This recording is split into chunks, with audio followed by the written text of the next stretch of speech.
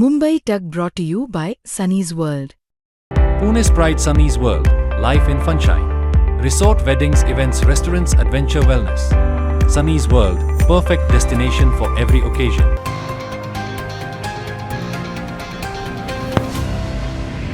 नमस्कार, मी अनुजा. तुम्ही पाहत आहात मुंबई तक. शिवसेना नाव, पक्षचिन्ह आणि आमदार अपात्रता या दोन्ही विषयांसंदर्भातल्या अंतिम सुनावण्या ज्या आहेत त्या आता सर्वोच्च न्यायालयात सुरू आहेत आणि सध्या उद्धव ठाकरेंच्या शिवसेनेचे युक्तिवाद सुरू आहेत, जेही अंतिम टप्प्यात आलेत. पण याच्यामध्ये वारंवार एक उल्लेख निघतो तो म्हणजे की शिवसेना पक्षांतर्गत झालेल्या निवडणुका आणि शिवसेना पक्षाच्या घटनेत झालेल्या दुरुस्त्या या दोन्ही बद्दलचं नेमका कम्युनिकेशन जे आहे ते इलेक्शन कमिशन पर्यंत झालं आहे की नाही आणि कोणी केलं आहे की नाही.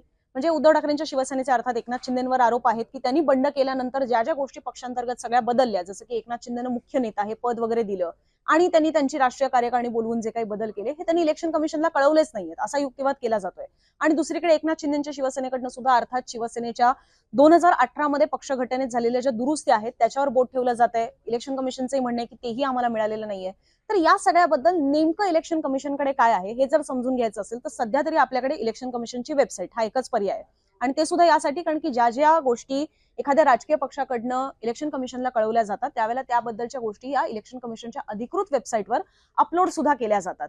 तर ही इलेक्शन कमिशनची म्हणजेच केंद्रीय निवडणूक आयोगाची अधिकृत वेबसाईट आहे आणि याच्यामध्ये या गोष्टी तुम्हीही पाहू शकता. जर तुम्हालाही कधी बघायचे असतील तर तुम्ही बघू शकता की इथे हा पॉलिटिकल पार्टीज अँड कॅन्डिडेट्स नावाचा एक कॉलम आहे किंवा ऑप्शन आहे, तो तुम्ही सिलेक्ट केलात तर तुम्हाला इथे राजकीय पक्षांसंदर्भातल्या सगळी माहिती जी आहे ती मिळू शकते, जी त्यांनी केंद्रीय निवडणूक आयोगाला कळवलेली असते. जसं की राजकीय पक्षाची नोंदणी असेल, तिथे त्यांचे इलेक्शन सिम्बल्स असतील, राष्ट्रीय पक्षाची घटना असेल, तसंच त्यांचे हे ऑर्गनायझेशनल इलेक्शन्स. तर आपल्याला या दोन मेन गोष्टी ज्या आहेत या तपासून पाहिजे आहेत आणि तसंच गाईडलाईन्स ज्या राजकीय पक्षांसाठी असतात ह्या सगळ्या गोष्टी इलेक्शन कमिशनने त्यांच्या वेबसाईटवर अपलोड केलेल्या असतात. त्यातले हे दोन मुद्दे आपल्याला आता या सुनावणीच्या अनुषंगाने समजून घ्यायचे. पहिले आपण पॉलिटिकल पार्टीजची घटनेबद्दल समजून घेऊया. सो इथे जर तुम्ही गेलात तर कॉन्स्टिट्यूशन्स ऑफ पॉलिटिकल पार्टीज, ज्याच्यामध्ये हे सगळे आत्ताचे घडीला जे जे पक्ष भारतात आहेत त्या सगळ्या पक्षांच्या घटना ज्या आहेत त्या अपलोड केलेल्या आहेत. याच्यामध्ये शिवसेनेची घटना जर तुम्ही पाहिलीत तर ही शिवसेनेची घटना शेवटची आपल्याला इलेक्शन कमिशनच्या वेबसाईटवर 6 मे 2022 अपलोड झालेली पाहायला मिळते. म्हणजेच बंडाच्या सुद्धा आधीची.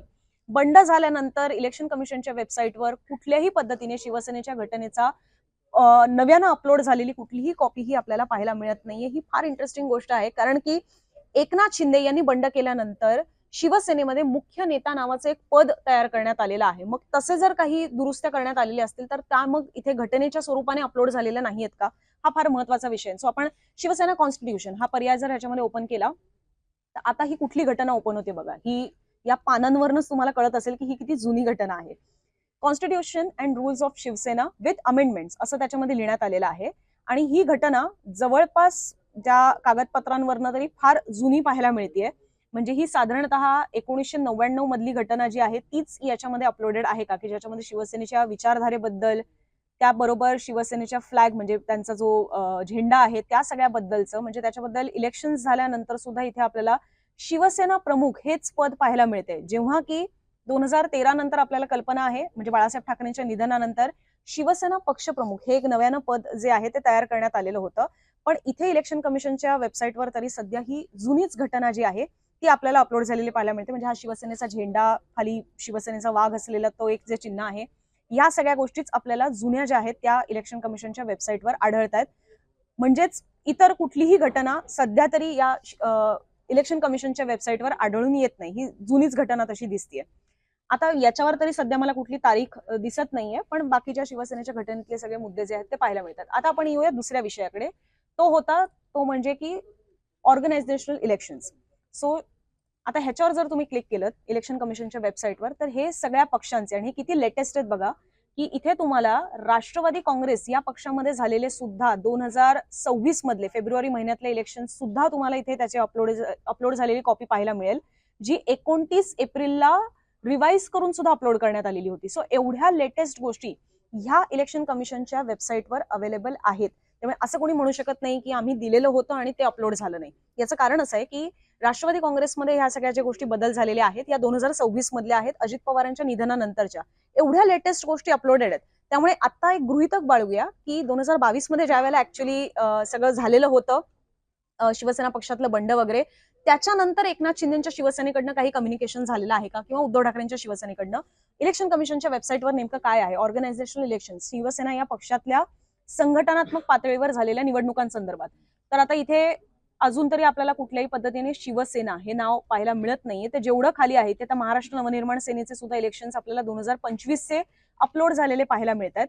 त्याच्याही खाली अजून मला शिवसेनेचं नाव कुठेही पाहायला मिळत नाहीये. सो शिवसेनेचं परत इथे 2019चे सुद्धा इथे मला अपलोड झालेले पाहायला मिळत आहेत. सो लेटेस्ट कम्युनिकेशन जे इलेक्शन कमिशनच्या वेबसाईटवर शिवसेनेसंदर्भातलं अपलोडेड आहे, त्याच्यासाठी आपल्याला किती खाली जाऊन बघावं लागतंय ह्याचा विचार करा. म्हणजे एवढ्या आता जवळपास आपण खूपच खाली आलेलो आहे. आता इथे शिवसेनेचं आपल्याला पाहायला मिळतंय. ठीक आहे, आपण हे सपोज अल्फाबेटिकली अपलोडेड असेल असं जरी मानलं तरी आता शिवसेनेचं लेटेस्ट इलेक्शन बद्दल आपण पाहूया. ऑर्गनायझेशनल इलेक्शन्स बद्दल इलेक्शन कमिशनच्या वेबसाईटवर या 2 PDF अपलोड झालेल्या आहेत. त्यातली ही एक PDF आपण ओपन करून बघूया, जी 2013ची आहे, ज्याच्यावर हा इलेक्शन कमिशनचा रिसिव्ड म्हणजे इलेक्शन कमिशनला हे प्राप्त झालेले आहेत याचा स्टॅम्प सुद्धा देण्यात आलेला आहे. जे शिवसेनेतले जानेवारी 13 ते शिवसेनेत 2013 ते 2018 पर्यंत काय काय शिवसेनेतले इंटरनल चेंजेस झालेले होते, पक्षांतर्गत झालेल्या निवडणुका, त्या सगळ्या संदर्भातली ह्याच्यामध्ये माहिती आहे.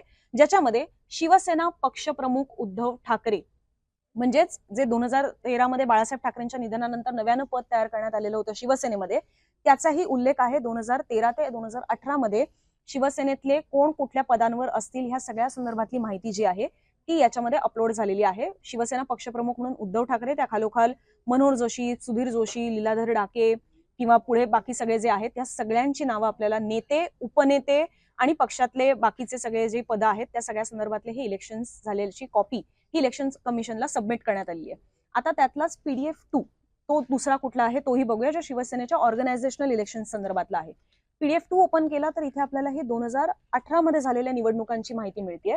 म्हणजे त्याही गोष्टी इलेक्शन कमिशनला कळवण्यात आलेल्या आहेत, ज्याच्यामध्ये सांगण्यात आलेलं आहे की ऑर्गनायझेशनल इलेक्शन्स ऑफ शिवसेना वर conducted on 23rd January 2018 in Mumbai, and the information regarding the designations and the names of the party office bearers sought by office, that is the Election Commission of India, is being enclosed herewith. So 2018 ला झालेल्या निवडणुकांसंदर्भातली सगळी माहिती ही election कमिशनला कळवण्यात आलेली आहे. त्याचं पत्रक हे इलेक्शन कमिशनच्या वेबसाईटवरनच आपल्याला मिळतंय.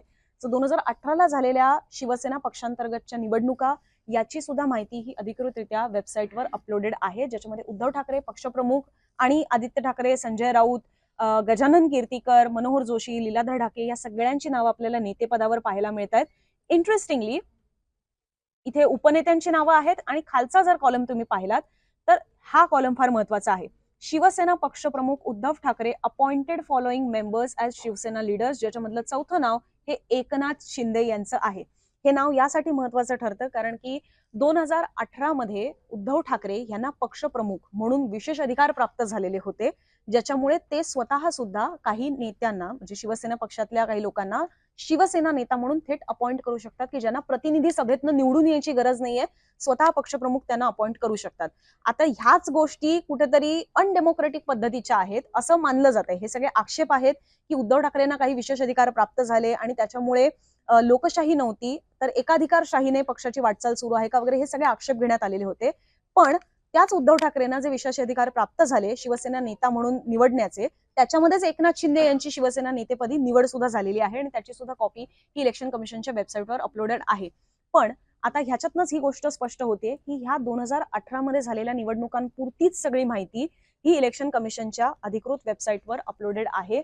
त्या पलीकडे जाऊन शिवसेनेतल्या ऑर्गनायझेशनल इलेक्शन्स बद्दलची कुठलीही फ्रेश माहिती ही इलेक्शन कमिशनच्या वेबसाईटवर आढळत नाही. याचाच अर्थ 2022 नंतर बंडानंतर आताचे जो शिवसेनेचा ताबा हा एकनाथ शिंदे यांच्या शिवसेनेकडे जो गेलेला आहे, त्यानंतर ह्या 4 वर्षात जर कुठल्याही स्वरूपाच्या निवडणुका झालेल्या असतील किंवा कुणाचीही कुठल्याही पदांवर जर नियुक्ती झालेली असेल, संघटनात्मक पातळीवर महत्वाची जी पदं आहेत इन्क्लुडिंग मुख्य नेता पद जे एकनाथ शिंदे यांच्याकडे आहे, त्याबद्दलची कुठलीही लेटेस्ट इन्फॉर्मेशन ही इलेक्शन कमिशनच्या वेबसाईटवर अपलोड झालेली तरी पाहायला मिळत नाहीये.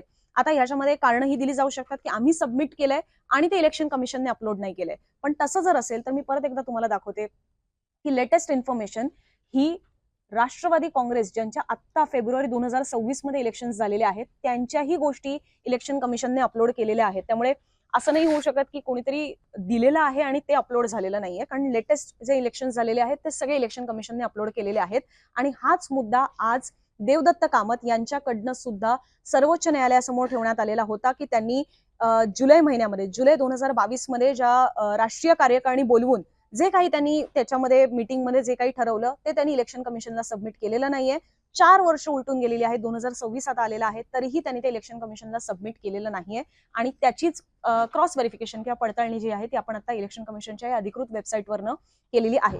पण तरी सुद्धा एक डिस्क्लेमर द्यायला हवा, ते म्हणजे की आताशी हे सगळं उद्धव ठाकरेंच्या शिवसेनेकडनं करण्यात आलेले युक्तिवाद, आणि अर्थात आपल्याला जे इलेक्शन कमिशनच्या अधिकृत वेबसाईटवरनं जे मिळालेलं आहे ते आम्ही तुमच्यासमोर ठेवलेलं आहे. पण एकनाथ शिंदे यांच्या शिवसेनेकडनं सुद्धा याबद्दलचे युक्तिवाद हे अखेरीस सर्वोच्च न्यायालयात केले जातीलच. ते ह्याच्यावर काही उत्तर देतात का, ते त्यांच्याकडनं या गेल्या 4 वर्षात कुठलेही ऑर्गनायझेशनल इलेक्शन संदर्भातली कागदपत्र इलेक्शन कमिशनला दिल्या संदर्भातले पुरावे समोर आणतात का, पक्ष घटनेतल्या दुरुस्त्यांसंदर्भातले किंवा त्याच्यामध्ये मुख्य नेता पद ऍड करून त्याबद्दलचं कम्युनिकेशन इलेक्शन कमिशनला करण्यात आलेलं आहे याची अधिकृत कागदपत्र ही समोर आणतात का, तर त्यांचे युक्तिवाद सुरू होतील त्यावेळेला आपण तीही बाजू अर्थात तुमच्या समोर नक्की ठेवत राहणार आहोत.